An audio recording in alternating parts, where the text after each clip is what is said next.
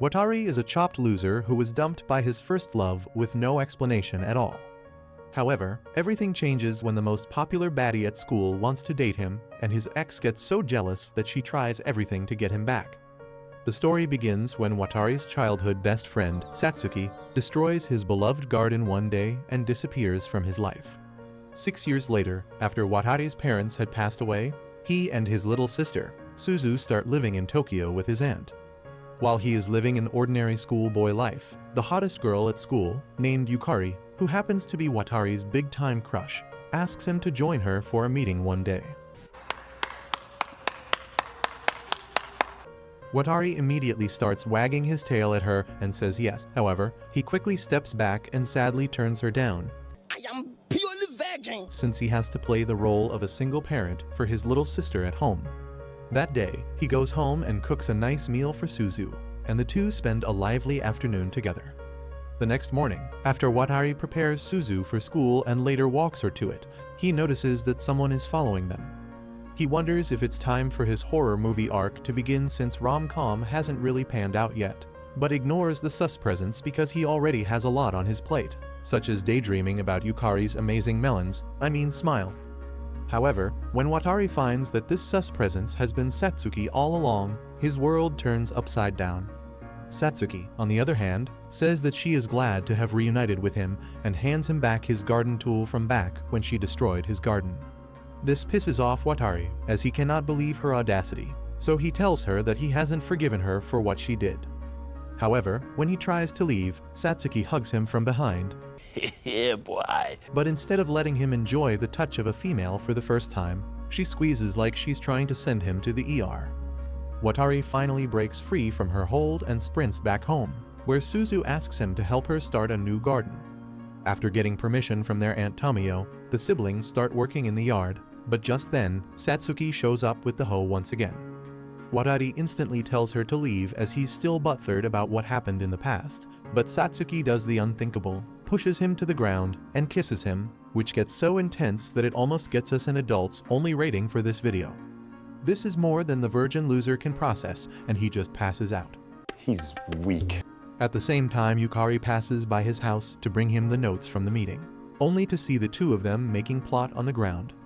The following day, as he apologizes to Yukari for missing the club meeting, Satsuki suddenly starts assessing Yukari's assets, teasing Watari for liking them big. While Yukari is startled and getting flustered, Watari grabs Satsuki and drags her to the rooftop, asking why she destroyed his garden 6 years ago. She says she won't explain it because he isn't ready to hear it right now, but then she offers to let him do freaky things to her in place of an apology, if he wants it that badly. Oh yeah, you just know she likes it dirty.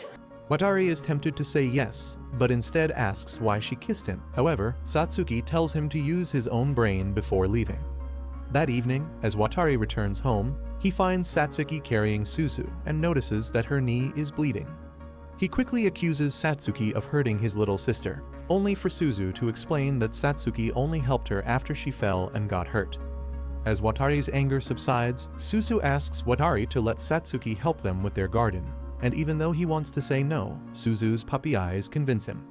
The following day, Yukari and Watari head to a local supermarket to buy some stuff for their club activities, where she asks if he and Satsuki are clapping each other. Watari blushes and says they are not, while thinking that it's actually Yukari whom he wants to clap. Later that day, when he returns home, he finds Satsuki working in his backyard, which gives him deja vu from when they were younger. She quickly asks if he enjoyed his date with Yukari and says she would love to go on a date with him someday too. Watari blushes and tells her to quit messing with him, but just then, Satsuki says that her shirt is very sweaty and starts to take it off. As Watari tells her to stop in a state of panic, the two trip and fall on the ground in a sus position. Just then, Tomio walks in on them and calls Watari the biggest freak in the world before telling him to get out of her house immediately. Watari takes Suzu for a walk, wondering whether they will become homeless again. He tells Satsuki to go back home too, but she follows him instead and questions why he doesn't live with his parents anymore. Watari reveals that right after she left him, his parents died, and he and Suzu were left with no other place to live. They kept staying with one relative after another, but none of them actually accepted them because of their parents' elopement in the past. However, they eventually ended up with Tamayo, who surprisingly didn't kick them out until today. Watari says he kind of knew she would eventually kick them out too, to which Satsuki adds that if this were the case, Tamayo would have never let them start a garden at her house, given that it is a long-term commitment. Sometime later, Tamayo's cat steals her glasses while she is taking a bath. As she runs out of her bathroom to take them back, she bumps into Watari. He says he just came to apologize about the whole situation, but Tamayo instead calls him a degenerate and returns to the shower. With no other move left up his sleeve, Watari just kneels outside the door and asks Tamayo if he and Suzu can stay with her for a little bit longer. Tamayo melts because no matter how annoying, they are still her niece and nephew, so they reconcile. Afterwards, Watari and Suzu return to working on their garden, happy that they won't join the homeless just yet. The following day, Yukari asks Watari to study together, but since the request sounds like a date, his bestie, Tokyui, teases him about it. Watari, on the other hand, believes that a 10-on-10 baddie like her would never let him clap, but Tokyui believes otherwise and wishes him good luck. Later that day, Satsuki offers an umbrella to Watari when it suddenly starts raining, so he asks her why she didn't show up to his garden in the morning. The psychopath asks if he missed her, all while Yukari eavesdrops on the conversation like a certified spy. That day, when Watari returns home, he finds one of Suzu's old math tests crumpled up in one of the cupboards and figures that she's secretly a genius. This makes him wonder why she's always acting stupid and asking for his help to study, but he quickly realizes that she does it on purpose for his attention. This pushes him to a breaking point, so he immediately runs out of his house, only to find Satsuki soaked in the rain. He asks why she lied about having a spare umbrella, but Satsuki puts on her stupid girl act and says she forgot she didn't have one. Being a gentleman who's only good at giving mixed signals, Watari wraps Satsuki in his jacket and takes her home, only to find that her house is on life support. He quickly asks her about her parents, but instead of answering him, Satsuki pulls him inside and tells him to start living his life, instead of worrying about Suzu all the time. This offends him, so he quickly leaves her house, but later realizes she wasn't wrong. Later that day, he asks Suzu if he can study with Yukari over the weekend. However, instead of being supportive of her brother's blooming love life, Suzu throws a tantrum and says she only wants him to study with her. The toll from worrying about his two waifus and a sister with a brother complex all at once makes Watari collapse. The very next day, when Watari finally wakes up after collapsing, he finds Satsuki lying next to him. He quickly gets up and asks why she's here, only to learn that since he had a cold, she came to warm up his body. Just as he calls her freaky, the doorbell rings, and Watari finds Yukari standing on the other side of the door.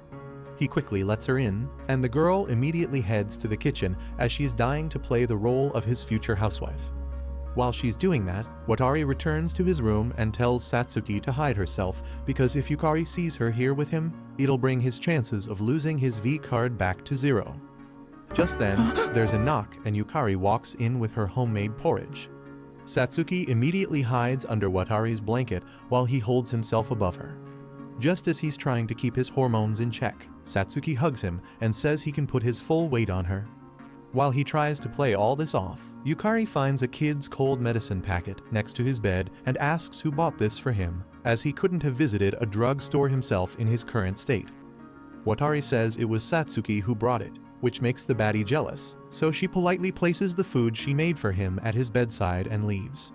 As soon as she's gone, Watari gets off of Satsuki, only to find her flush and exhausted. Oh my! Almost as if they've just finished working out. He tells her to leave and shifts his attention back to the 5-star meal Yukari made him, only to realize that it isn't even worth 1 star. At the same time, Satsuki meets with Suzu in the backyard, where the latter asks her about the older sus guy she left their house with 6 years ago, just after she destroyed their garden. Satsuki says she doesn't remember leaving with anyone, even though it's not the truth, and asks Suzu if she ever told Watari about this. Suzu says she didn't, because she didn't want Watari to worry about Satsuki, as she was already jealous of how much time they spent together. The next day, Watari sees Yukari hanging out with some older guys and assumes she prefers them over his Rizzless ass. when in reality they are just hitting on her. However, just as Watari starts walking away, Yukari calls out to him and invites him to study with her. The two head to a local library where Watari questions out loud why she's hanging out with such a loser like him. So Yukari explains that when he transferred to their school, the teacher asked her to look after him. While Watari assumes this was his much-needed reality check, Yukari secretly admits that she has a crush on him. She says that he's not like the other boys in their class, who are more interested in her melons and V-card, so she enjoys talking to him regardless. Watari, on the other hand, curses himself for being interested in the exact same things, but hopes she won't find out.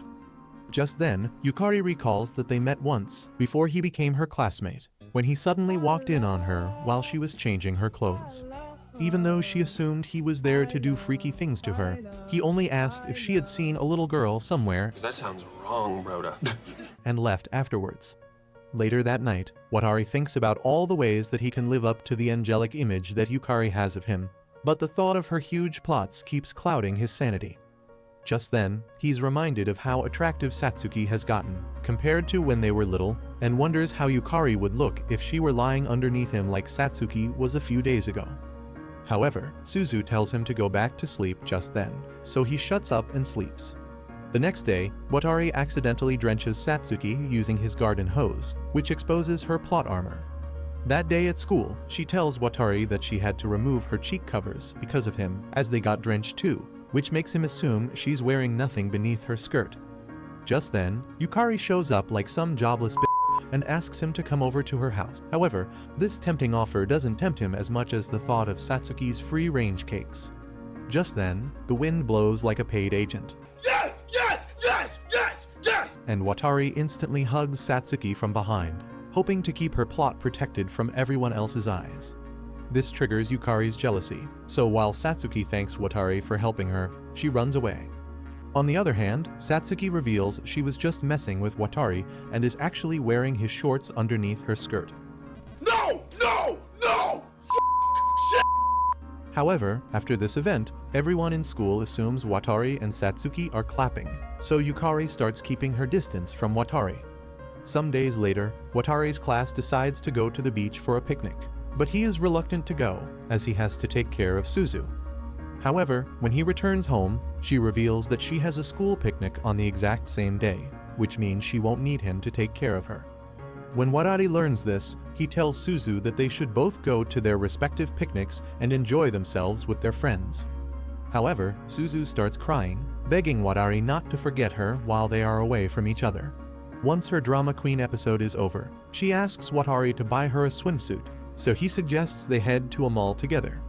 The next day, Satsuki joins the siblings on their way to buy a swimsuit for Suzu, and Yukari overhears this.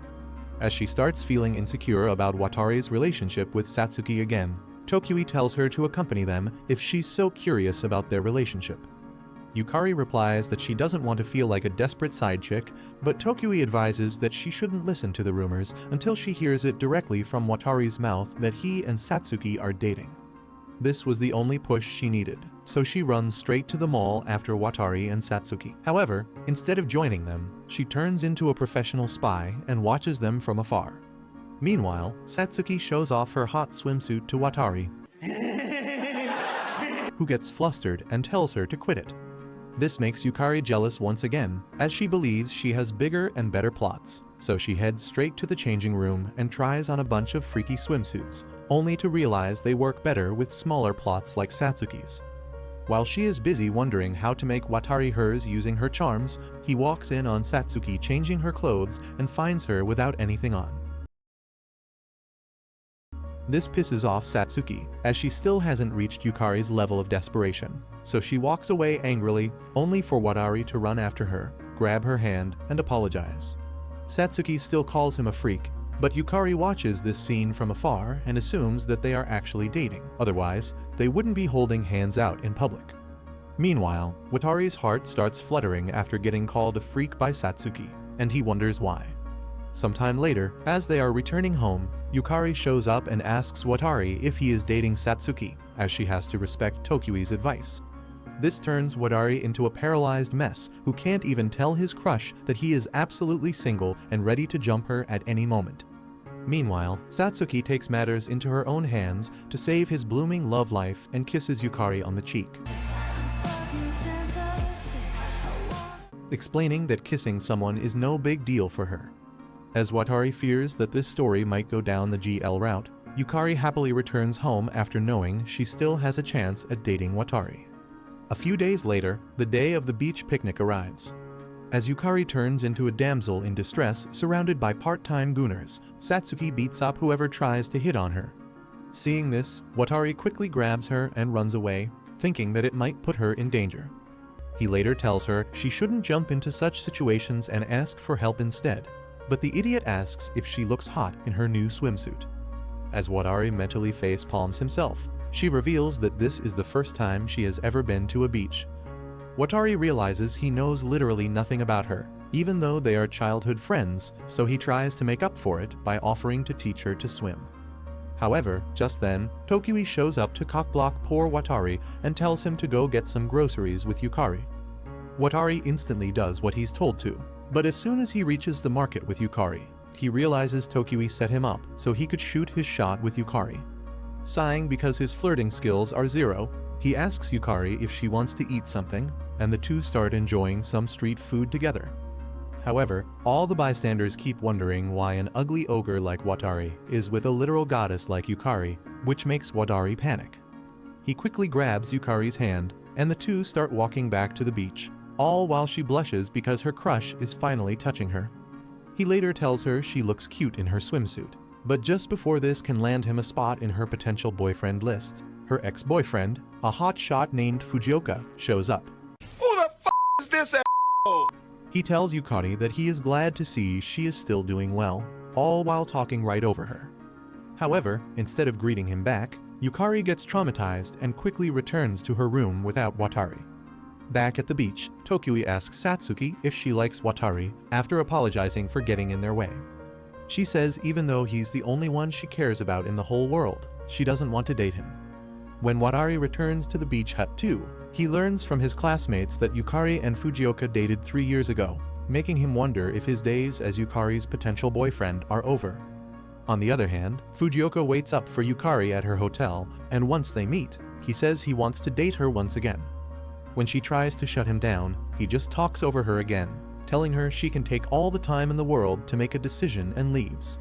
Just then, Satsuki appears and tells Yukari that Watari thinks she and Fujioka are still a thing, which is making him anxious, so she should go and tell him the truth. Just then, Watari and his friends pass by, with one of them saying how he is about to ask Satsuki out as she's so head over heels in love with him that she'd let him clap her. However, Watari doesn't entertain this gooner talk and tells the boys that she isn't like that, which rizzes up Satsuki. Yukari overhears this too, and her insecure ass quickly runs to Fujioka after telling Satsuki that she has never dated Fujioka or anyone else before, trying hard to match Satsuki's good girl image. Once she's gone, Satsuki tells the gossip girls that they need to stop fangirling over Fujioka, as he and Yukari never dated, which is overheard by Watari. On the other hand, Yukari meets with Fujioka at a 5-star restaurant and recalls how he was the one who took advantage of his Giga Chad image and spread rumors about them dating back in her previous school. When Yukari tried to speak up against this, he convinced her to go along with it, saying that it would hurt his public image otherwise. Still, she mustered up the courage to tell him off one day, but he said he would never give up on her, and after that, they graduated. In the present time, he tells Yukari that he is still in love with her, but Yukari says she likes someone else and abruptly leaves.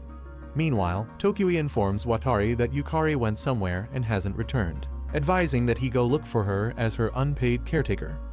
After looking for her for hours, he finally finds her on her way back to the hotel, but she tells him to leave her alone. However, he refuses, saying that he can't leave her when she's on the verge of crying. Yukari tries to run away but trips and almost goes down when her heel snaps off her shoe, and then starts crying over how much of a coward she is. She quickly takes this chance to tell Watari that she never dated Fujioka, but since she also never made it clear to him, she is kind of responsible for all of it. Just then, Fujioka shows up with his minions and tells Yukari she should return to the hotel with him, but she hides behind Watari and expects him to fight her battles for her. Meanwhile, since Watari is desperate to become her #1 man, He tells Fujioka to stop spreading lies about dating Yukari. However, he insists that they aren't lies, as the two actually dated back in school. He turns to Yukari and says she should back up his claim too, but instead of continuing her damsel in distress streak, she finally says that Watari is right and that she never liked him in the first place. She adds that she just wants him to disappear from her life, which shatters Fujioka's heartthrob image. In response, he quickly grabs her arm, telling her to quit spouting nonsense. But just then, Satsuki saves the day by bodying him from behind and calling him trash. After she threatens to call the police on him, Fujioka finally takes his leave. Sometime later, once the entire ordeal is over, Yukari thanks Satsuki for helping her, but Satsuki says she did it for Watari because that poor boy would have never survived Fujioka's punches if he decided to throw hands. Hearing this, Yukari declares that she plans on confessing her love to Watari after their beach trip is over. But instead of taking this as a threat, Satsuki tells her she can do whatever she wants. After Yukari leaves, Watari comes over to Satsuki with some convenience store food, telling her she should eat something. This makes her wonder why he's being so nice to her when he is clearly interested in Yukari more, but Watari is unable to answer her. Just then, she kisses him, telling him not to lead her on anymore, otherwise she might destroy his life like she destroyed the garden 6 years ago. Watari thinks about what Satsuki said to him over the next few days and recalls how 6 years ago, the two got inspired by a movie and decided to run away together. However, since they were still too young, they lost their way as soon as it started to get dark and had to return home. He wonders about what Satsuki was feeling back then, but before he can figure it out, Suzu returns from her beach trip and jumps on him. The following day, Watari waits for Satsuki outside her house, and when she comes out, he asks why she isn't showing up to tend to their garden these days. On the other hand, the freaky girl is more interested in knowing why he isn't wondering why she kissed him, so she asks if he felt any butterflies when she did it. Watari blushes and says that he did, but Satsuki reminds him that he hates her, so feeling happy about her kisses shouldn't be possible. When Satsuki's passive-aggressive way of communicating finally gets to Watari, he tells her he isn't mad at her for destroying his garden 6 years ago, but for disappearing without any explanation. This makes her question if he still loves her as he did back then, but he tells her no, which breaks her heart. She tells him never to talk to her again and walks away, leaving him confused. Later that day, Yukari tries to confess to Watari a few times, but the Lords of Love Triangles keep getting in her way. On the other hand, all of Watari's attention is on why Satsuki hasn't been to school yet until she finally shows up, but with his bestie, Tokui. This makes Watari feel weird as he starts suspecting that the two are getting closer than he would like them to. Later that day, an exhausted Yukari accidentally enters the boys' changing room to change her clothes, and just then, Watari strategically enters the same room too. As soon as he sees her with her melons out on display, he shuts the door behind himself, while Yukari believes that he's here to develop plot with her. She quickly tells him she isn't mentally ready for this yet. However, Watari quickly explains she's in the wrong room, which makes her fall to her knees. Just then, he notices her assets too and turns around, only for her to use this very ideal situation to confess her love for him. However, right before she succeeds, the door swings open and Watari falls on top of her. Oh yeah! Oh yeah! Had! She quickly realizes one of his hands has strategically fallen on top of her melons, so she gets up and quickly runs away. Later that day, she finally catches Watari on his way out of the school and manages to confess to him. But when Watari hesitates to answer her, she tells him to think it over and runs away. When he returns home that day, he doesn't get any time to think it over because Suzu tells him to go and make up with Satsuki like a good boy. But when he gets to her house, he finds it empty with the door wide open. He enters the house only to feel sorry about Satsuki's living conditions and finds a calendar mentioning some kind of part-time job, so he assumes she's out because of this. He quickly heads to the said place, only to find her distributing flyers while dressed in a hot traditional dress. Satsuki isn't too pleased to see him, so after she is done with her job, she asks him why he's here, only for him to blurt a generic speech about how worried he is about her. He further explains it's because they are friends, which finally makes her happy, so she asks if she can continue to be close to him as his friend. Watari nods and smiles, but ruins the moment by revealing that he can see her cake from where he is standing. However, Satsuki unexpectedly raises her skirt even more and says he is allowed to do so. Shit, that is the best Christmas toy ever. Which catches him off guard. The next day, Watari tells Yukari that even though he is over the moon about her love confession, he still believes that she deserves better than him and turns her down. However, since she cannot take no for an answer, she asks him to date her for a month as a trial, which Watari agrees to. That day, Watari tells Tokui that he is scared of dating Yukari because he might not be able to live up to the pure guy image that she has for him in her mind. Tokui advises that he quit thinking about these useless things and focus on his feelings for her instead, and offers to light the way of dating for him as he doesn't have any experience. This makes Watari wonder just how much experience his virgin-looking ass has and where it is coming from. But Satsuki shows up just then and teases Watari about the newest promotion of his love life. Meanwhile, Tokui tells Satsuki that she looks cute in her outfit, only for Watari to pull all the attention towards himself and reveal that he is here for a job interview too. Satsuki leans against him and says that, just in case he came here after her, she is leaving this job as she has already found a better one. However, before he can respond, Watari gets called for the interview. As he leaves, Tokui asks Satsuki if she is doing okay since learning about Yukari, but she says that childhood friendship is a strong bond that an outsider like her can't break. Meanwhile, as Watari enters the waiting room, he finds a cute girl sleeping and suspects that he has seen her somewhere before.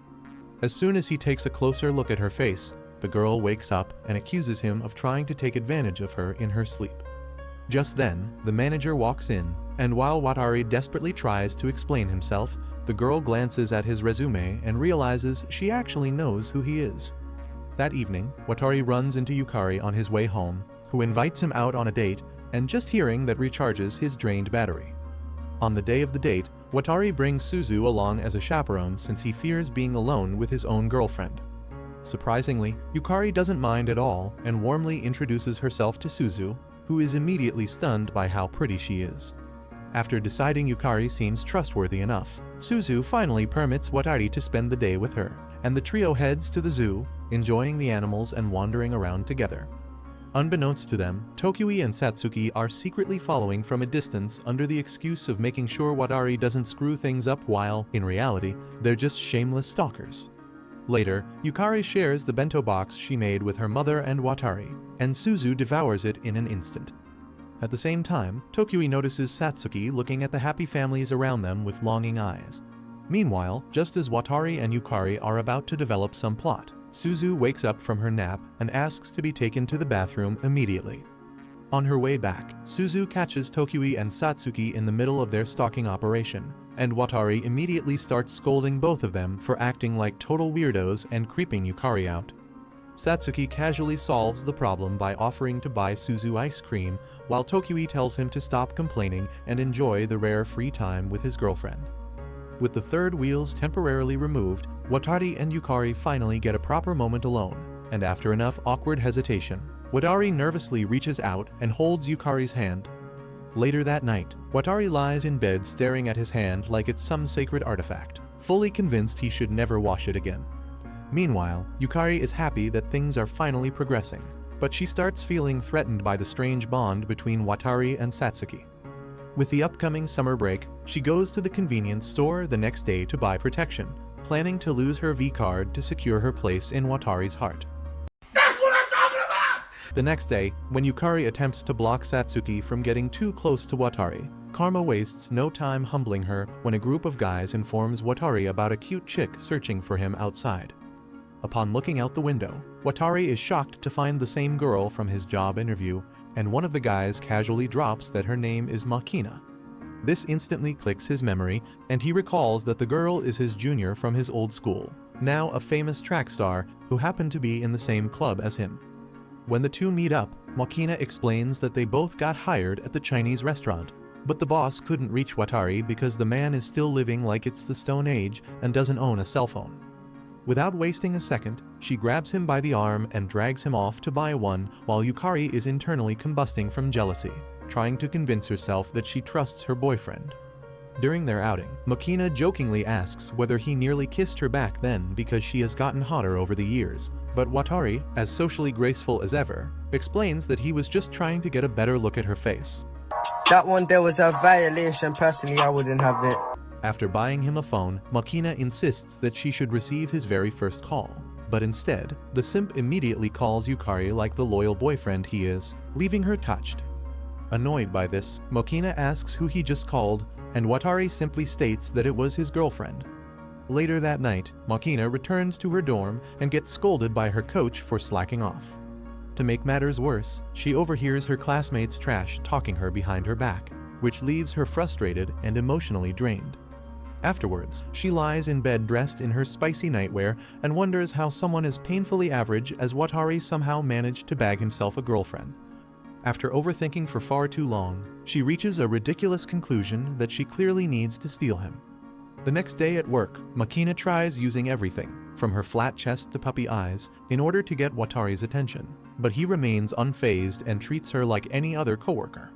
Irritated, she channels all that frustration into work and ends up outperforming nearly everyone on her first day. Later, while she's changing after her shift, Satsuki shows up to collect something and tells her that Watari is not interested in flat melons like hers. This leaves Makina thoroughly annoyed, and she marches straight to Watari, demanding that he break up with his creepy girlfriend. The moment Watari realizes she's talking about Satsuki, he starts worrying when he remembers she recently mentioned a new high-paying job and decides to follow her. The tale leads him to a shady-looking part of town, which sends his anxiety through the roof as he's convinced she's using some shady means to make money. He decides to wait until later and visit her house to ask directly, and once there, lays out what's on his mind, asking if she's having trouble with money or her family. Completely unfazed, Satsuki tells him she'll answer only after he tells her about his first day at work, so he starts ranting about how his feet hurt from all the standing. This prompts her to grab his feet and offer a personal foot massage, turning him into a flustered mess. Despite his opposition, Satsuki continues to work her magic on his feet, slowly rising to his legs and then his thighs. As she's about to reach his sausage and brings her face close to his, Watari's phone starts ringing, snapping them back to reality. Satsuki then admits that she was just messing with him the entire time, revealing that her new job is completely normal as she's simply working as a waitress at a steakhouse. As Watari sighs in relief, Satsuki reassures him that she isn't struggling financially and has no major family issues, so there's no need for him to worry that much. A few days later, Makina asks Watari to act as her fake boyfriend at the upcoming fireworks festival, but having zero desire to get dragged into more chaos, he directs her toward Tokyui instead. He then asks Yukari to go with him, only to learn she already made plans with friends. With no other choice, he decides to go with Suzu, who's attending with one of her own friends, and also sets up a time to meet Yukari there. On the day of the festival, Tokyui informs Watari that Makina has ditched him, so he goes looking for her and eventually finds her sulking near the shrine. When he asks why she's acting difficult again, Makina immediately starts roasting him, saying he conveniently forgot to mention that Tokyui is absurdly handsome and way too smooth. According to her, she might have survived going out with a loser like Watari, but Tokyui was simply too much for her heart to process. As Watari is still recovering from that emotional damage, a group of sketchy guys approaches Makina and starts bothering her. Watari quickly helps her escape, pulling her away before things escalate. Once they're safe, Makina complains that he handled the situation in the least cool way possible, since instead of acting tough, he just told her to run. In her head, she concludes that Watari's mysterious girlfriend must be nothing special because there's no way a guy like him managed to bag a baddie. Just at that perfect moment, Yukari shows up looking absolutely stunning, and Makina is completely speechless seeing her 10 on 10 face card. Makina's confidence evaporates on the spot as she realizes she's competing in a league far above her pay grade and retreats in defeat. Later, Yukari and Watari ride the train together, and she reveals that she left the festival early just so they can spend more time together, rizzing him up. Unfortunately, on their way back, it starts pouring, and since Watari's house is closest, he brings Yukari there to wait out the storm. However, when they arrive, he finds Satsuki standing at the gate, completely drenched, who explains that she came to check on Suzu's plants. As she prepares to leave, Watari insists she stay the night because walking home in weather like this could be dangerous. In the middle of the night, Yukari quietly sneaks into Watari's room from the spare room she was sharing with Satsuki and settles right next to him before trying to land a kiss. Watari wakes up in confusion just then and, after pushing her against the door, instinctively calls out Satsuki's name. Feeling hurt and emotionally overwhelmed, Yukari tells him that she wants to do it with him, but the virgin assumes she's talking about kissing and gets shocked when she lies down on the floor. Honka. That's when it finally hits him, and he intertwines their fingers, ready to develop plot. However, Watari is quickly reminded of the pure guy image he's supposed to maintain in front of her and pulls back, saying that they gotta take it slowly. No! God, please, no! No! This pisses Yukari off, and she storms out of the room while Watari is left cursing himself for missing this once-in-a-lifetime opportunity. The next morning, Yukari quietly leaves before anyone wakes up, and later, as Watari offers to walk Satsuki to work, he cautiously asks whether Yukari said anything to her about last night. Satsuki, being Satsuki, casually tells him she's impressed he managed to stay sane through that mess, bluntly informing him to seriously upgrade his terrible communication skills if he plans to keep on seeing his girlfriend. Later that day, he messages Yukari saying they need to talk after cram school, and she naturally assumes he wants to break up after seeing how she threw herself at him. Meanwhile, Watari's boss hands him 2 movie tickets, so he somehow turns this into a group outing with Makina, Suzu, and her friend. At the same time, Yukari bumps into Tokiwi, and as they sit at a restaurant, she rants about her situation with him, but eventually manages to sort out her feelings. Afterwards, during the movie, Yukari keeps trying to call him, wanting to talk things out. Unfortunately, Watari's brain decides to shut down completely, and he falls asleep in the theater on Makina's shoulder. Eventually, he messages Yukari and asks to meet in person the next day instead. That night, Yukari can't stop overthinking, since no matter how much she tries to reassure herself, she feels like she can't compete with Satsuki and her overwhelming childhood friend advantage. The next day, Watari has a couple of hours to kill before meeting Yukari, so his brilliant plan is to wander around aimlessly. Makina spots him and immediately hijacks his afternoon, dragging him around on a chaotic shopping spree while using him as an unpaid servant.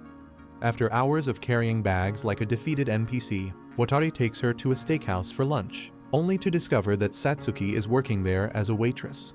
Satsuki immediately starts teasing him, joking that maybe she should rent him out for a day too, since Makina seems to be having so much fun bossing him around. Meanwhile, Makina is drowning in her own insecurities after seeing how stacked Satsuki is and realizes that Watari actually likes them big.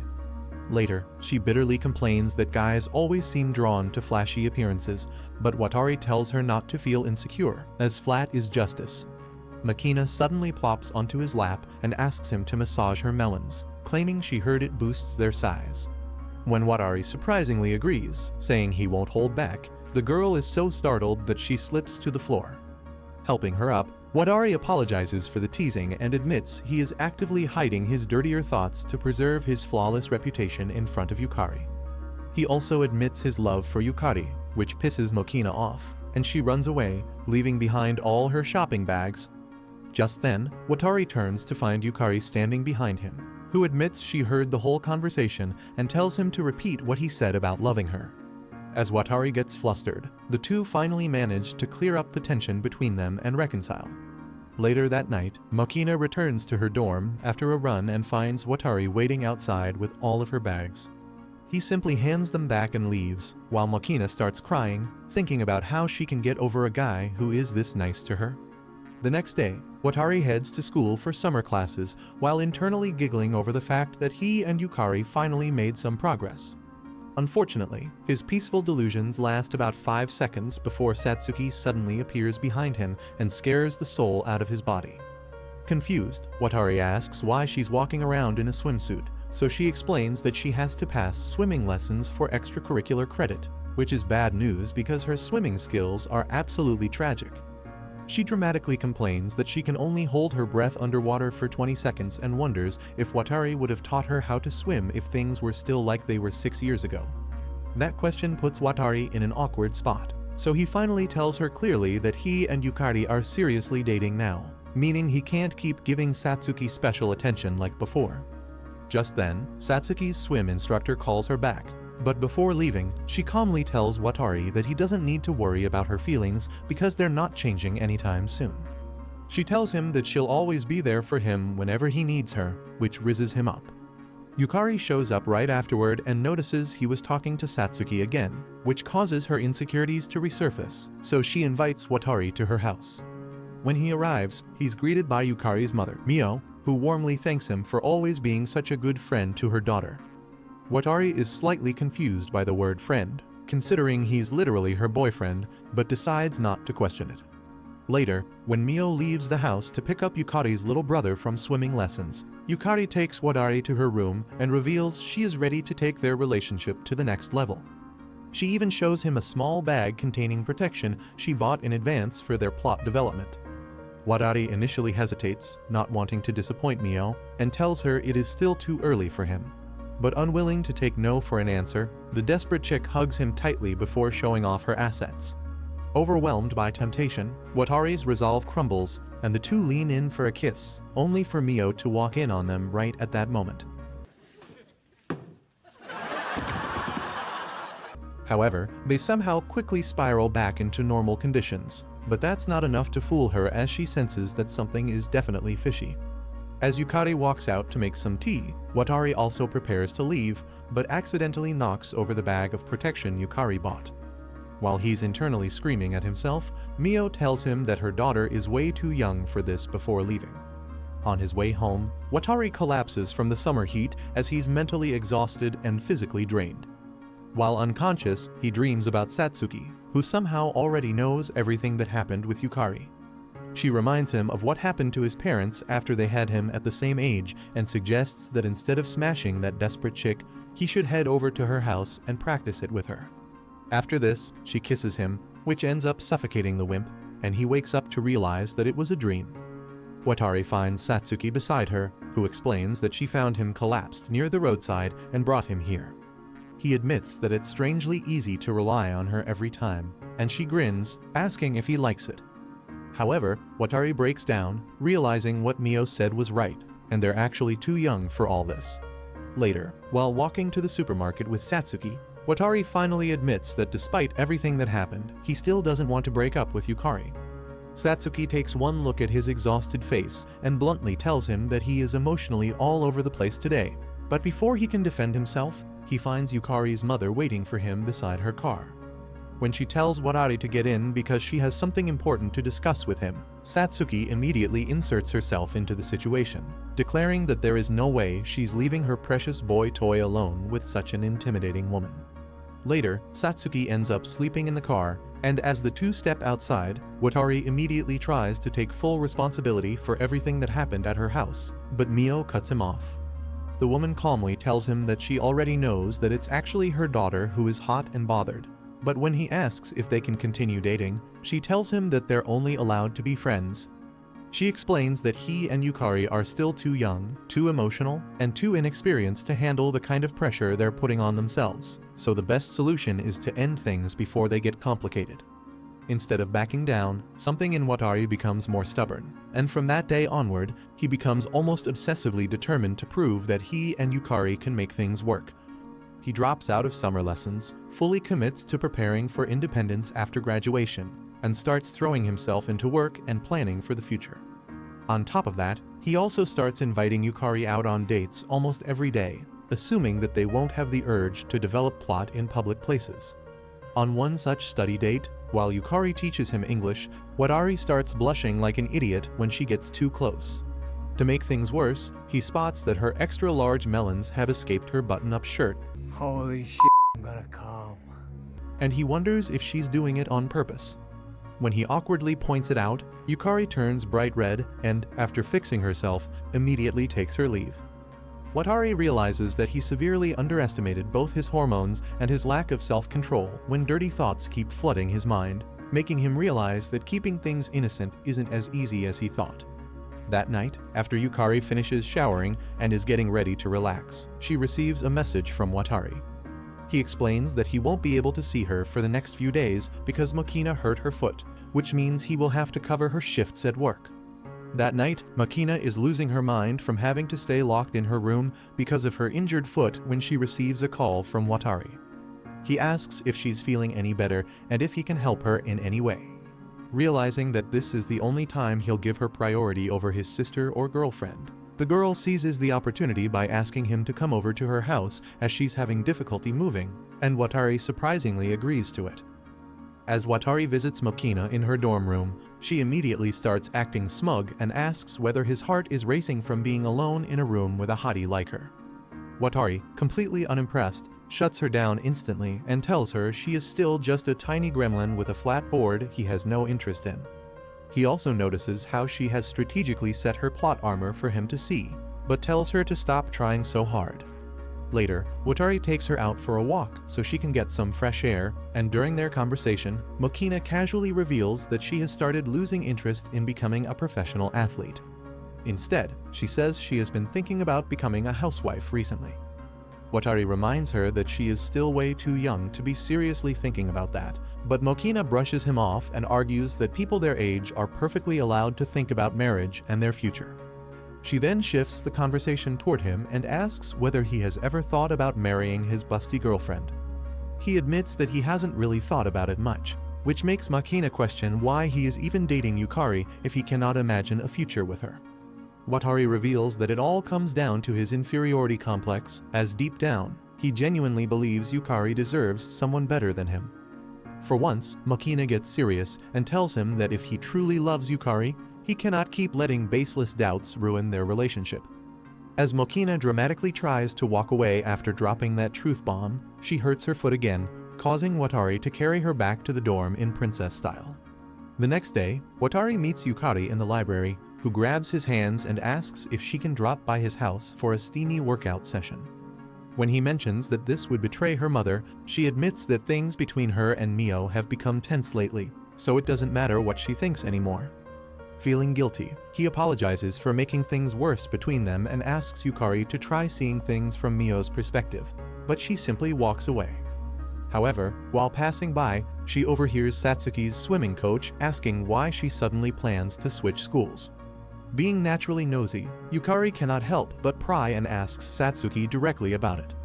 The girl casually reveals that she is moving back to her parents' house that very day, meaning she will have to transfer schools too. She asks whether Watari knows about this, but Satsuki says that it is none of his business.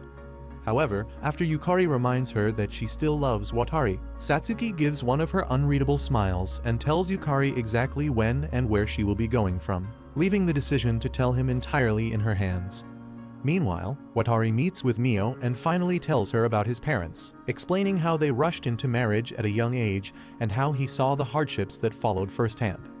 Because of that experience, he has no intention of repeating their mistakes and refuses to drag Yukari into a future she's not ready for.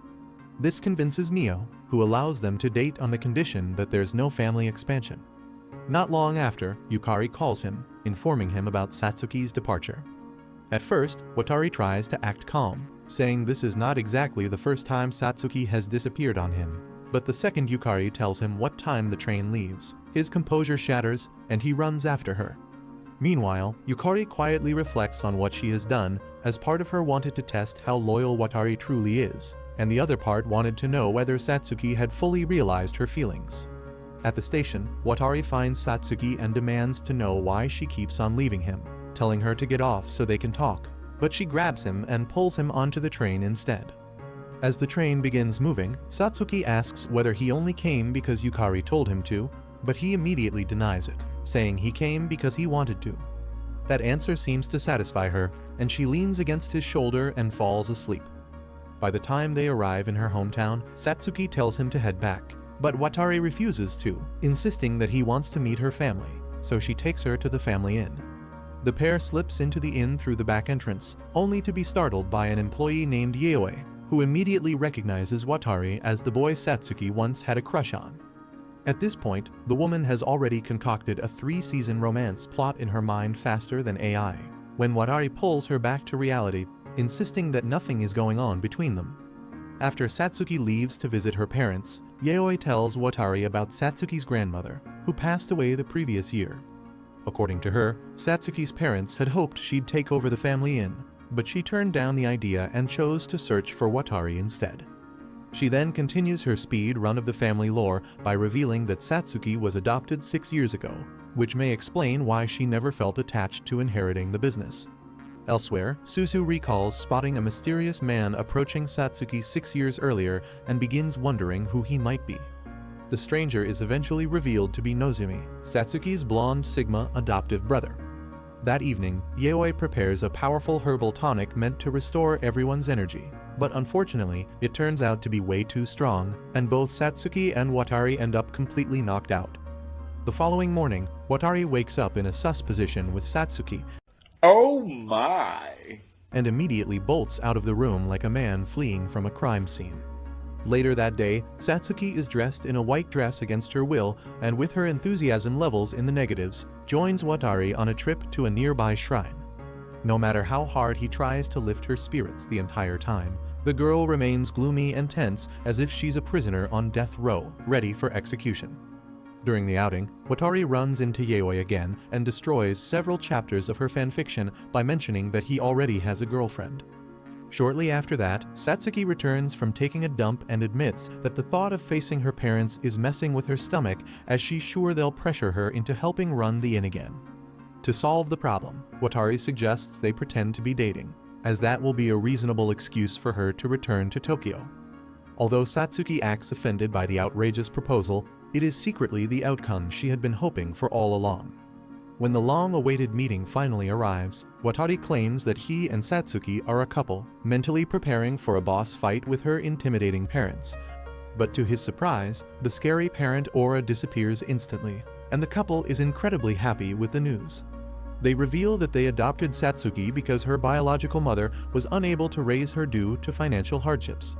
Their original plan had been to make Satsuki the future heir of the inn by eventually marrying her to Nozomi, but the dude was strongly against this sweet home Alabama situation and chose to leave his crazy parents instead, running away from the house. Later that day, as Watari and Satsuki are planning to head back, Nozomi confronts Satsuki directly about her feelings, saying that he knows she genuinely likes the idiot, Watari. For the first time, the girl is forced to seriously face her emotions and realizes that Nozomi might actually be right. Back at Yukari's house, the situation is becoming increasingly dire as Watari has been ignoring her calls for days, making her imagination work overtime with what he might be up to. Convinced that she is losing ground in the ongoing romantic battlefield, she decides to send him a few selfies with her assets on full display to remind him that she still exists. Unfortunately for her, the operation immediately goes off the rails when her younger brother Shu bursts into her room without warning. After catching a glimpse of the situation, he is left with many questions but retreats from the scene before his sanity takes further damage. Meanwhile, Satsuki is spending her day taking swimming lessons, but her thoughts remain completely occupied by Watari and the emotional chaos currently taking place inside her head. Later, Watari and Yukari finally manage to go on a proper date where Watari gives her a lover's charm he picked up from the shrine. The gesture catches Yukari completely off guard, who realizes that her boy toy was thinking of her the whole time she was planting allegations on him, and immediately asks for a photo to commemorate the occasion. At the same time, Makina has somehow located the lovebirds and stalks them from a distance while struggling to process the emotional damage being inflicted on her. Before the date can continue peacefully, disaster arrives in the form of Satsuki, who approaches Watari and openly confesses her undying love for him, asking how he feels about her. Yukari can't believe the chick's audacity to come after her man right in front of her, but she's more afraid that Watari might accept the proposal, so she pulls Satsuki aside before things escalate further. Yukari tells her not to spoil the relationship she has fought so hard to maintain, as she's finally about to get cracked by Watari. However, Satsuki refuses to back down, saying that this matter is between her and Watari and is none of her business. Later that day, as Watari is reflecting on every bad decision he has made in life, Satsuki hugs him from behind and invites him to give a private swimming lesson, as he made that promise long ago. Although he tries to stay loyal to his girlfriend, his hormones start messing with him the moment she reveals her spicy swimsuit. However, he tries to keep it together, stating that he can't reciprocate her feelings because he's in a relationship. Really, nigga? But Satsuki takes the rejection badly and throws herself into the water. Fortunately, Watari reacts immediately and jumps in after her before she completely drowns, and the situation gets serious. Unfortunately for him, Shu happens to witness the two splashing around in the pool and, without any hesitation, rushes home to report everything to Yukari. As the poor girl has already been struggling with doubts, jealousy, and anxiety, this last piece of information becomes the final straw as she makes up her mind to end things with her cheating boyfriend. Soon, the next date arrives, and unaware of the incoming catastrophe, Watari spends the time admiring how beautiful his girlfriend looks. Just then, Yukari drops the bombshell he never expected and, with a heavy heart, tells him that she can no longer continue dating him. The following morning, Watari looks like he just lost custody of his happiness as his gloomy attitude makes it obvious to everyone that things have ended between him and Yukari. Even hearing her name is enough to upset him, and he ends up retreating to the restroom for a private emotional breakdown. Meanwhile, Satsuki finds Yukari sitting alone in an empty classroom and offers her a tissue after noticing that she has been crying. The last person Yukari expected emotional support from was her biggest romantic rival, and she admits that she feels guilty about ending things with Watari, especially after he previously rejected Satsuki's confession. However, she explains that she had become increasingly insecure during the relationship and believed breaking up was the right decision after all. Later that day, when Tokyui messages Yukari about the situation, she denies that any breakup happened at all and, for some reason, claims that she and Watari are still together. On the other hand, Satsuki is thrilled by the change of events and can already hear wedding bells as her attempt at being a homewrecker has finally paid off. However, the thing she is concerned about is whether Watari's answer to her feelings might change now that he is single again. A few days later, Watari runs into Yukari and her friends on campus and is caught off guard when she talks to him as casually as ever, making it seem as though nothing had changed between them. While he continues to overthink the encounter, Satsuki suddenly appears and proudly shows off her slutty festival costume in an attempt to brighten his mood. She even puts her melons on full display, offering to let him crack her if he's that desperate to get laid. After school, Tokyui meets with Yukari and questions her about the contradictory things she has been saying. Rather than explain herself, Yukari once again insists that she never broke up with Watari, upon which Tokyui brings up the upcoming cultural festival and a popular legend surrounding it. According to the rumor, if two people share a kiss at the festival's after-party, fate will ensure they eventually end up together, no matter what obstacles stand in their way. Inspired by the story, Yukari decides that after the festival, she will try talking honestly with Watari and see where things lead. Meanwhile, Watari overhears his classmates discussing a rumor that Yukari might have feelings for Tokyui, and the gossip leaves him shaken. He starts comparing himself to his best friend, wondering whether Tokyui would be a better match for her and if he should back off. As preparations for the cultural festival continue, Watari finds himself unable to focus, as his thoughts are constantly pulled in different directions by the complicated women surrounding him. Feeling overwhelmed, he goes searching for Satsuki, intending to finally sort out his feelings. However, before he can say anything meaningful, Yukari and Tokyui arrive, interrupting the moment completely. Seeing them together only strengthens Watari's belief that the rumors are true, making him think that moving on from Yukari might be the best option. Later, he visits Satsuki, and the two spend time talking about their future. During their conversation, Watari admits that he does not want to rush into a relationship and would rather build a genuine connection first. Satsuki accepts his answer and gives him until the cultural festival to make up his mind. If he chooses her by then, she hopes it will mark the beginning of something lasting between them. A couple of weeks later, the cultural festival is finally underway, and as the campus buzzes with energy, with everyone eagerly diving into the festivities, Tokyui takes the opportunity to explain the famous festival legend to Suzu. Hearing the details, the young girl is absolutely baffled that the grown-ups around her still take these playground rumors so seriously, wondering how humanity has managed to survive this long with so many gullible idiots. Elsewhere on campus, Yukari finishes her shift at her class booth and immediately starts preparing for what she hopes will be her definitive second chance with Watari. Her hopeless romantic brain is already skipping several years into the future, imagining wedding photos, family vacations, and a whole lot of babies. However, before she can find Watari, her friends corner her and start asking questions about the rumors of her and Tokyui. For once, Yukari decides to stop dodging the topic and finally admits that, despite Tokyui's undeniably badass aura, he's not the one she likes, and declares that her heart only belongs to Watari, who happens to overhear the entire conversation.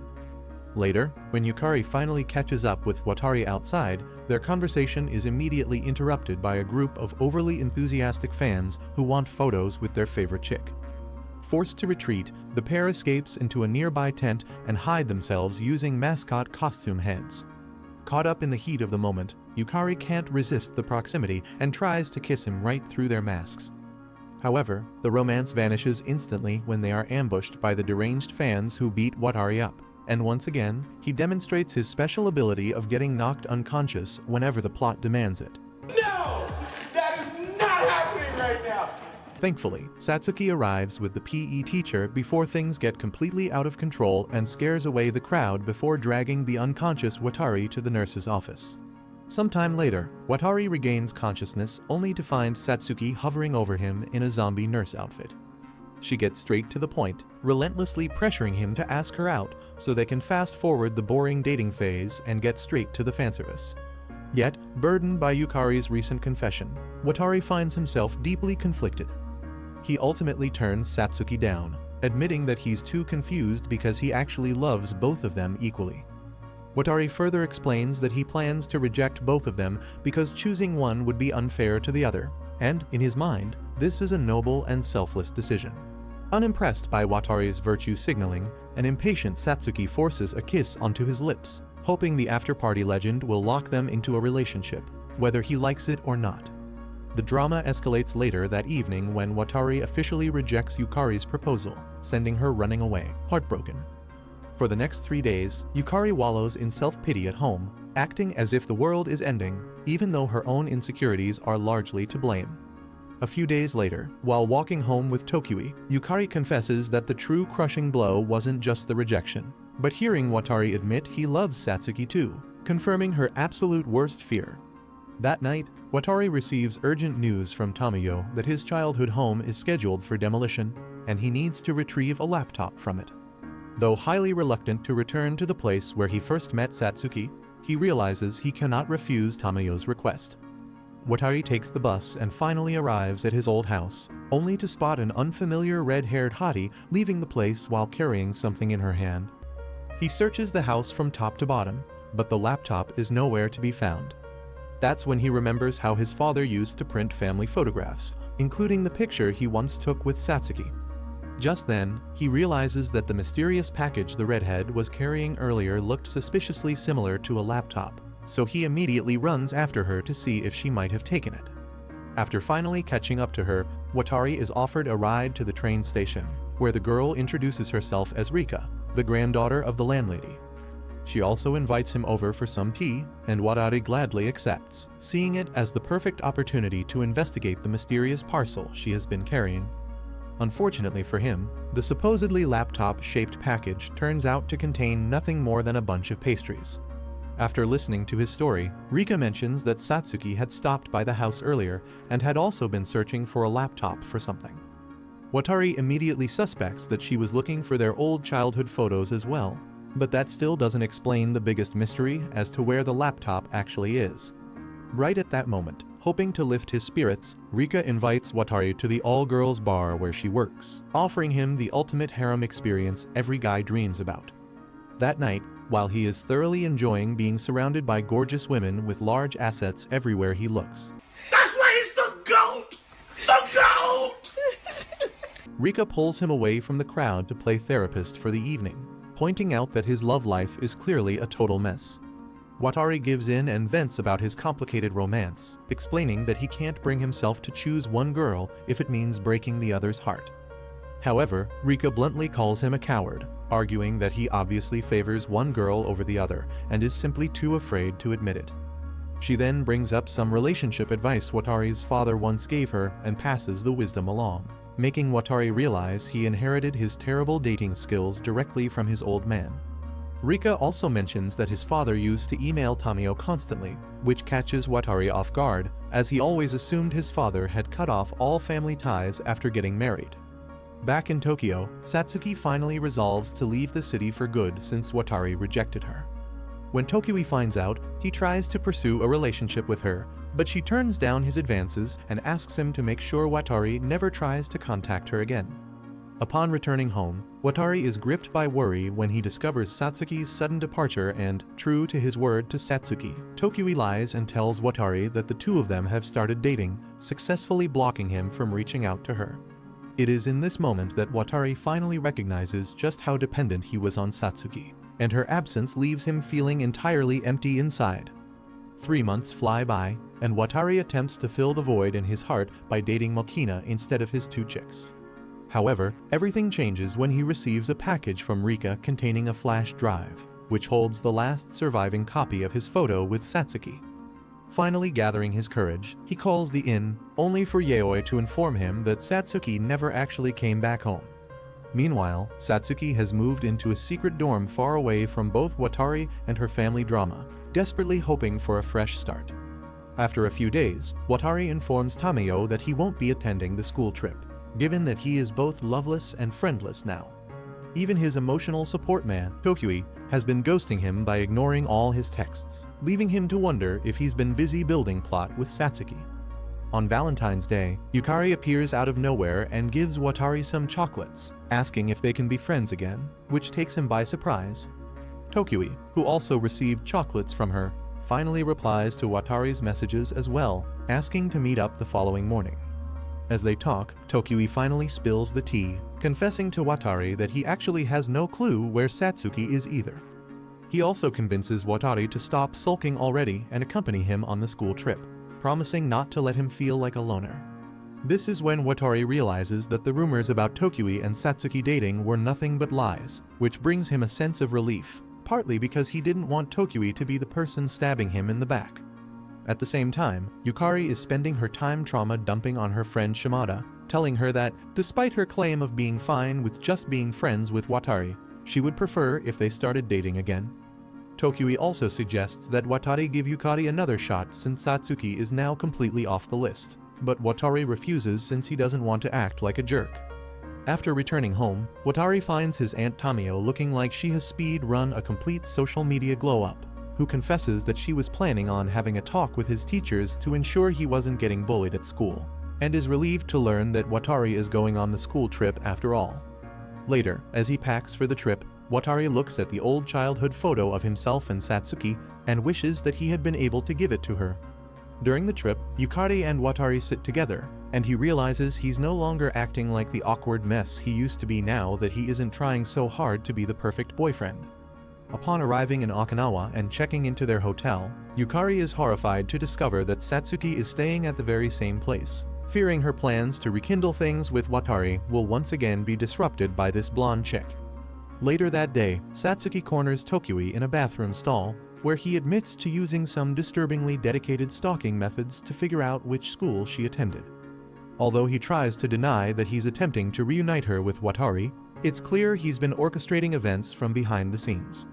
Throughout the trip, Satsuki repeatedly crosses paths with Watari, but Yukari tries her best she can to keep him occupied, but eventually, overwhelmed by guilt for hiding the truth, Yukari confesses that Satsuki is staying at their hotel.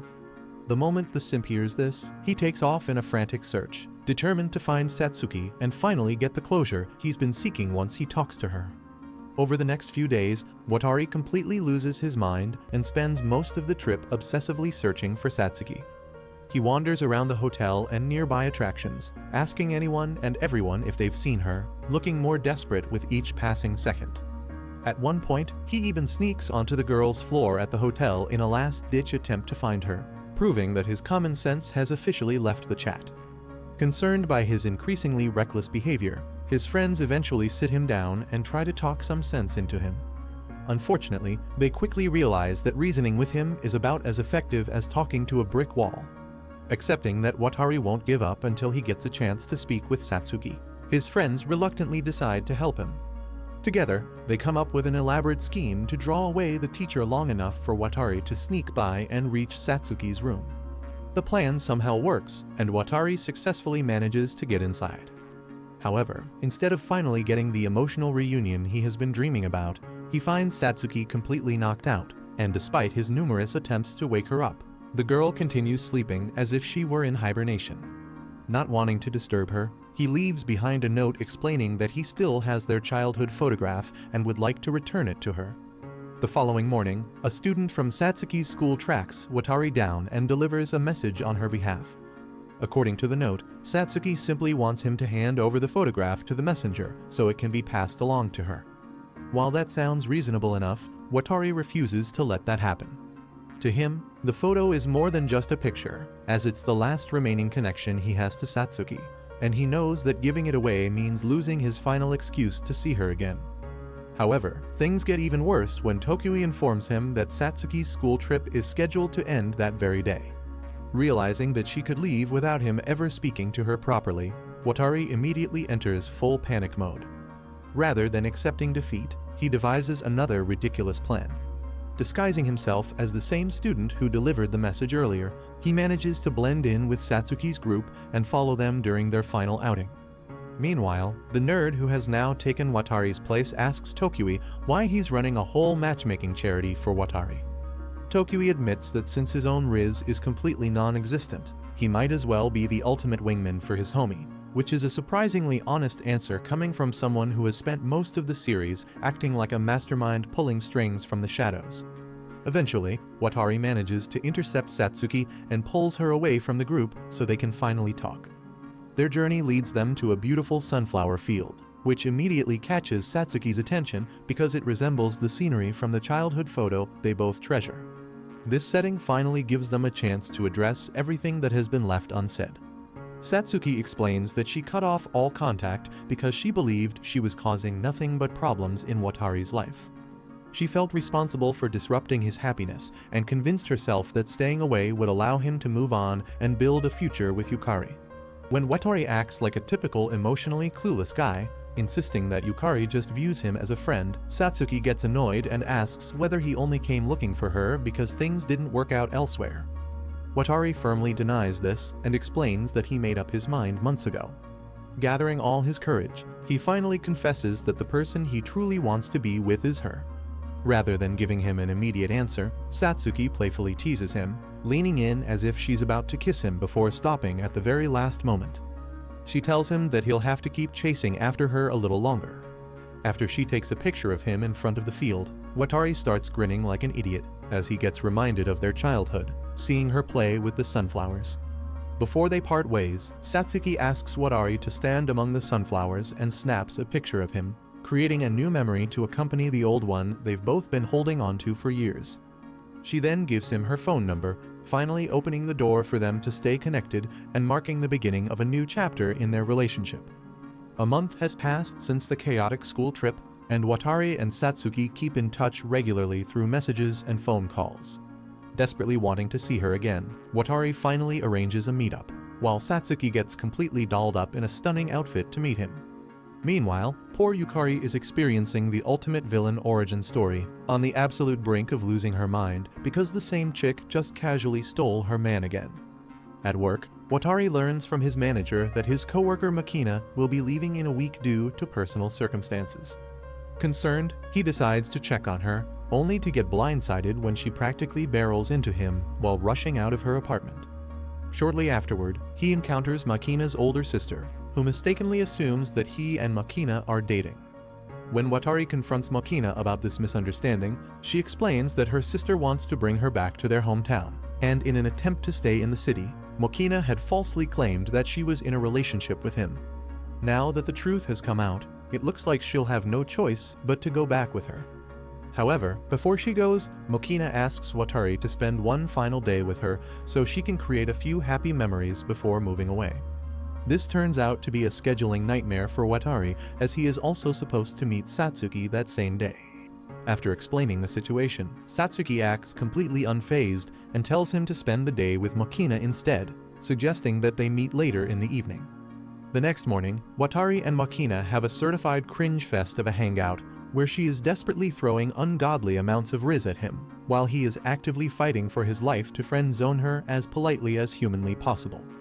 Eventually, Makina gathers the courage to confess her feelings, only to be gently but firmly turned down.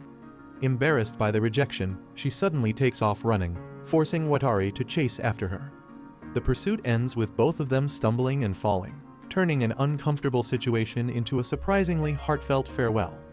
Afterward, Watari checks the time and realizes he's running 40 minutes late for his actual date with Satsuki. Panicking, he rushes over to meet her and finds her patiently waiting despite almost freezing in the cold weather. The two spend time together on the rooftop, hoping to finally take the next step in their relationship and officially become a couple. As the moment approaches, Watari notices how nervous Satsuki seems and realizes she's just as anxious as he is. However, before anything can happen, an alarm on Satsuki's phone suddenly goes off, completely ruining the moment and bringing them back to their senses. As they walk together afterward, Satsuki reveals that she plans to take over her adoptive parents in the future. To prepare for that goal, she's considering transferring to a different school where she can study business and management, and the conversation leaves Watari with a lot to think about regarding their future. Later, when they finally reach their destination, Watari loses all remaining composure and gropes Satsuki's assets before leaning in for a kiss. However, Satsuki completely cringes away from him, killing the vibe by panicking that the security cameras might be watching. At this point, Watari is left confused as Satsuki clearly cares about him and continues to spend time with him, yet every attempt to move their relationship forward seems to hit an unexpected obstacle. As a result, he is left trying to figure out exactly where the two of them stand. A few days later, with the final exams rapidly approaching, Watari and his friends gather together for a study session. Naturally, very little studying actually gets done, as the conversation quickly drifts towards everyone's relationship drama instead. Motivated by the promise of seeing Satsuki afterward, Watari arranges to meet her once his exams are finished and becomes determined to perform well enough on them to impress her. Once the finals are finally over, everyone begins thinking seriously about their plans for the future. As discussions about colleges and career paths take over the campus, Yukari invites Watari to join her and several other classmates on a tour of different colleges. Despite everything that has happened, the girl is in pure desperation to breathe the same air as the man who casually hands her an L every single time she shoots her shot. Back at home, Tamayo encourages Watari to choose a college that genuinely interests him, even suggesting that he and Suzu continue staying with her while they figure things out. She even offers to help cover tuition expenses, but Watari figures out that she is truly dependent on his continual role as the maid at the house, and she will be his sugar mommy just to keep him around. Later that day, Watari receives an unexpected message from Satsuki asking if she can stop by his house. This gets him to completely lose his mind with excitement as his girl is finally setting foot in his house, and he ends up playing the perfect housewife by serving her tea and lunch the moment she pulls up. However, once they're left alone together, the atmosphere becomes noticeably more awkward and tense as Satsuki asks Watari for a kiss. Right then, she gets instantly triggered when she spots Yukari's campus tour flyers, but tries her best to play it cool. She then throws herself on top of Watari to force the mood, but his spider sense tingles just then, and he notices that something is wrong. He hits her with a tight hug instead, letting her know that he needs to figure out why she's being such an absolute weirdo before they do any business. Satsuki eventually opens up about what's been happening and explains that her adoptive brother, Nozumi, and Yaoi are planning to get married Sweet home Alabama. and may take over the family inn. Because of this, she feels that all the effort she put into planning her future and studying business might have been pointless. She also confesses that the only reason she dodged his kiss before was that she was terrified to admit to herself that Watari truly genuinely likes her. The second she clears this up, Watari sits there questioning his life choices, wondering if he should have just bagged a normal, low-maintenance girl instead of dealing with this absolute psychological roller coaster. However, he locks in anyway and sprints over to the inn to desperately sort out her mess. There, Nozumi clears up several misunderstandings, explaining that he never intended to take responsibility for the inn after getting married and that the entire story was mostly the result of rumors and assumptions. He also shares details about Satsuki's childhood, revealing that her relationship with her biological mother was far from ideal. According to him, her mother often prioritized her own life over caring for Satsuki, leaving the young girl feeling neglected and alone. Nozumi further reveals that he frequently brought Satsuki to spend time at Watari's house when they were younger. Those visits became some of her happiest memories, which made it especially painful whenever summer ended and she had to return home, knowing she wouldn't see Watari again for a very long time. On the drive back, everything finally starts to make sense to Watari, as he realizes that Satsuki's uncertainty has very little to do with him and more to do with her past experiences. Because so many important relationships in her life have disappointed her, she is terrified of losing the one connection that has consistently brought her comfort and happiness. Understanding her situation, Watari becomes even more determined to be her support system and make sure that she doesn't have to face those fears alone. The following morning, Nozumi meets with Satsuki and clears up the misunderstandings surrounding the inn. He reassures her that nobody is planning to take her dream away and that she can still pursue her goal of one day managing the family business. The conversation lifts a huge weight off her shoulders, though she still has plenty of insecurities to work through. About a week later, the friend group unknowingly stops by the karaoke spot Satsuki now works at, and while the others meet up outside, Tokyui is already in the room alone. The moment Satsuki spots him, she accuses him of plotting something again. However, Tokyui, who has spent most of this story acting like some kind of dark puppet master, admits that he has now decided to stop interfering in other people's love lives, given the chaos his schemes have caused, finally accepting that some things are better left to the people involved. As soon as Satsuki steps out, she runs into the others but bolts away while Yukari chases after her. The girl finally says everything she has been holding back, admitting that her feelings for Watari caused her to make selfish decisions and clouded her judgment. Even after being rejected multiple times, she kept convincing herself that she still had a chance and continued pushing her feelings onto him. However, she has eventually come to accept the reality that Watari's heart had always belonged to Satsuki. To Yukari's surprise, Satsuki doesn't respond with confidence, but instead admits that she has been struggling with her own fears. Despite everything Watari has done for her, a part of her still worries that she isn't good enough for him, and those doubts are exactly why she has been hesitant to fully commit to their relationship. A few days later, Watari prepares for another date with Satsuki and is determined not to run late this time. He rushes to finish all of his responsibilities before meeting her, but unfortunately, every time he completes one task, two more seem to appear out of nowhere. By the time he finally escapes, he is exhausted and convinced that he's probably running late again. However, the moment he steps outside, he's greeted by an unexpected sight and finds Satsuki is already waiting for him. She reveals that she secretly came to see him herself, even sneaking onto the school grounds just so they could spend time together. The gesture catches Watari completely off guard, and without wasting another second, he tells her that he loves her. He confesses that he wants her to remain a part of his life far into the future, while Satsuki is completely flustered, trying the best she can to stop herself from turning bright red. After months of emotional chaos, interruptions, misunderstandings, and enough romantic tension to power an entire city, the two share a kiss, and their painfully slow burning relationship finally pays off. Later that day, Watari reveals another important decision, explaining that he has changed his plans regarding college and intends to begin working as a chef immediately after graduation. He knows that balancing work and adult responsibilities will make it difficult for them to see each other regularly, but Satsuki doesn't seem worried as she now trusts him completely.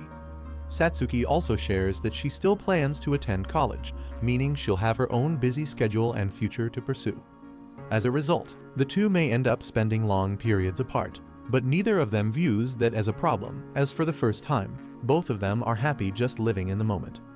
For the next few weeks, the lovebirds get to play house and let domestic life completely consume them as they settle into a comfortable routine and begin enjoying life as a couple.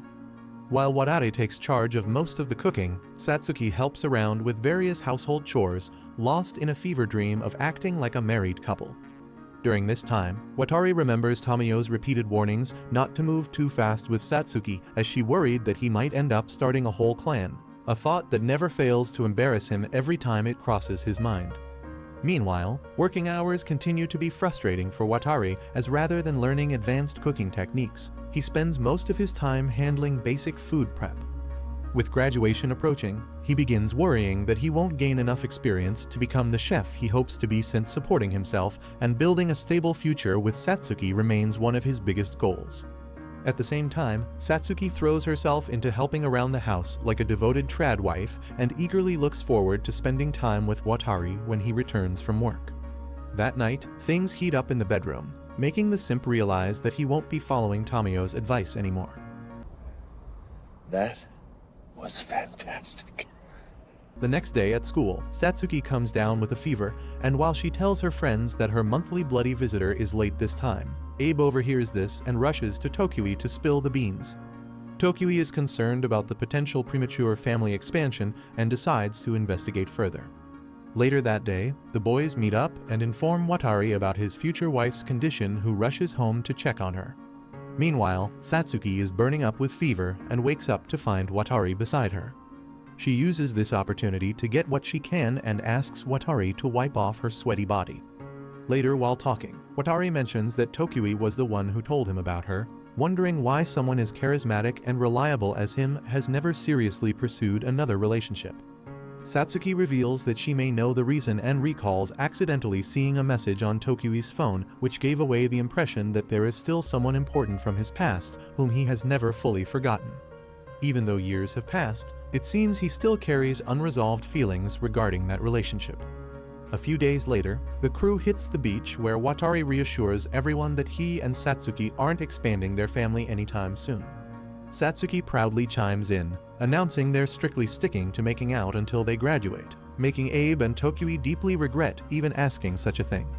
Later, Tokyui finally opens up about the person he has been unable to forget, revealing that he has been searching for his former girlfriend, Aki. Their relationship ended years ago under difficult circumstances, and ever since then he has wanted to know what became of her. More than anything, he wants closure so he can properly move forward with his life. As he reflects on their time together, Tokyui remembers her stacked body and thick thighs and, determined to have a last look at them, spends an entire day searching for her around the area. Just when he's about to give up, he unexpectedly spots Aki walking along the beach with her young daughter. The reunion is surprisingly warm as Aki is happy to see him after so many years and updates him on everything that has happened since they last met. She explains that she eventually left her unhealthy relationship behind and later married someone else. Looking back, she thanks Tokyui for the time they spent together and speaks fondly of their relationship despite how it ended. Hearing that she is happy and doing well finally gives Tokyui the peace of mind he had been searching for. Rather than dwelling on the past, he is finally able to appreciate the role she played in his life and accept that both of them have moved on. For the first time in years, he feels ready to let go and focus on his own future instead of others. Meanwhile, Yukari's acting career continues to gain momentum as she lands a leading role in a television drama. One evening, after finishing work, Watari is surprised to find Shimada waiting for him outside, who explains that Yukari has been feeling down lately and asks Watari if he could lend a helping hand to cheer her up. The two head to Yukari's house, where Watari quickly discovers the real reason behind the invitation when Yukari reveals that her upcoming drama includes a kissing scene, and she's become fixated on the idea that she doesn't want her first kiss to happen on a film set. Unfortunately for Watari, this entire situation turns out to be an elaborate scheme designed to get him alone, so she can ask him for that first kiss herself. By this point, Watari is genuinely impressed by Yukari's refusal to give up despite being rejected multiple times. Nevertheless, he once again turns her down as gently as possible, making it clear that his feelings haven't changed. The following day, Watari and Satsuki attend Nozomi and Yaoi's wedding, and while everyone else is celebrating, Satsuki struggles to find the right words to congratulate the newlyweds. Noticing her anxiety, Watari suggests that she write down everything she wants to say and organize her thoughts, which allows her to express herself more comfortably. Later, Nozomi thanks the two of them, saying that Satsuki played a major role in bringing him and Yaoi together. He explains that many of the positive changes in his life ultimately stemmed from Satsuki's efforts to repair the fractured relationships within her family, so he's highly grateful to her. That evening, Satsuki confides in Yaoi about worries she has been carrying for a long time.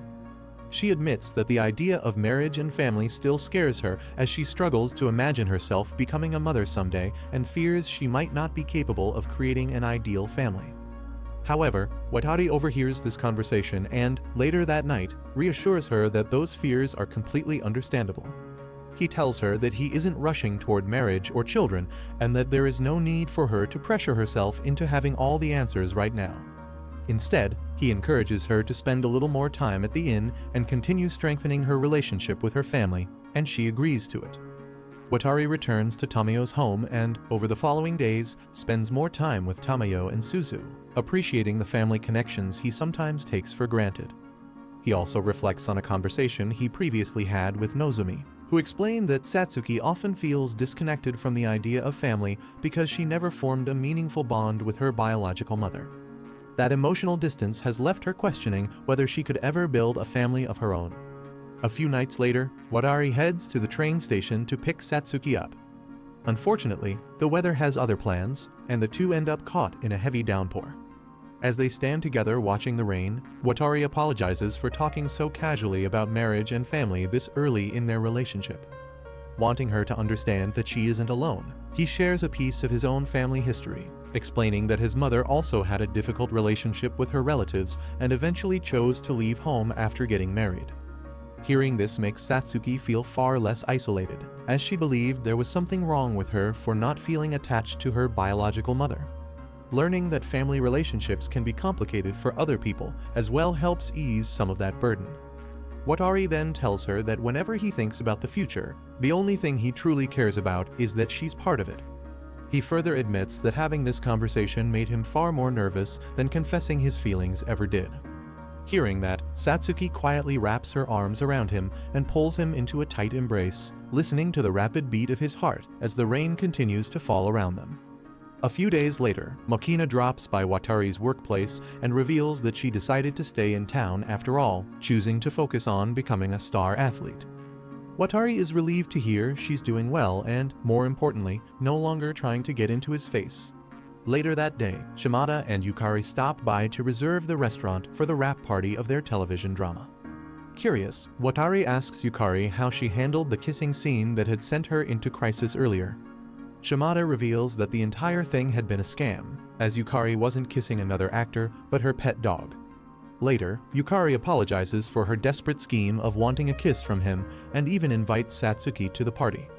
Meanwhile, Suzu marches into Tokyui's flower shop and blurts out that she has a crush on him, asking if they'll stay friends until she's older.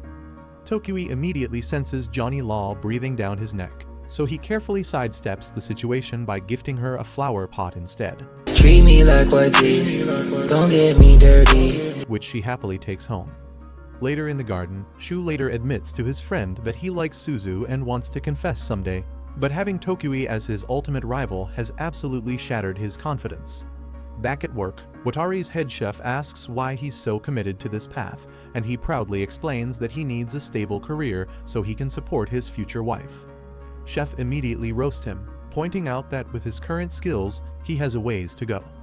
That bitter truth lands like a critical hit, motivating Watari to take his training more seriously and work toward earning an official chef's license. Elsewhere, Tamayo gets the shock of her life when Satsuki suddenly appears at the house for lunch. Knowing the potential, Watari rushes home convinced that Satsuki might unleash her freak and cause some chaos. Instead, he walks into the most peaceful family meal imaginable, and is relieved to find that nobody's hurt or crying. Later, Watari thanks Tamayo for everything she's done for him and Suzu over the years. Tamayo, remaining emotionally allergic to sentimental conversations, simply tells him she'll always be there whenever they need her. Around the same time, Suzu proudly shows Satsuki her sunflower garden, which reminds her of the one she destroyed years ago. She apologizes for it, and Suzu accepts without hesitation, despite probably not remembering the incident at all. A few days later, the group heads to the beach to make some memories together. Suzu spends most of the trip aggressively trying to get a tan after hearing rumors that Tokyui once dated a tan girl. While everyone is relaxing, Watari asks Satsuki to close her eyes. Naturally, she assumes he's about to pull out an engagement ring, but instead, she opens her eyes to find a wristwatch, which she surprisingly likes even more than a ring. Not wanting to waste the moment, Watari asks if she'd be willing to marry him someday in the future, and Satsuki happily agrees. On the train ride home, Satsuki and Suzu fall asleep on either side of Watari. As the train rolls onward, Satsuki dreams of the sunflower field from long ago. This time, however, the distance between her and Watari is gone, and she's finally able to reach him. This is where Watari's luck runs out. Thanks for watching until the end, you absolute legend. Don't forget to like, subscribe, and check out another of our exciting videos here on the screen. Stay awesome, stay AniGeek.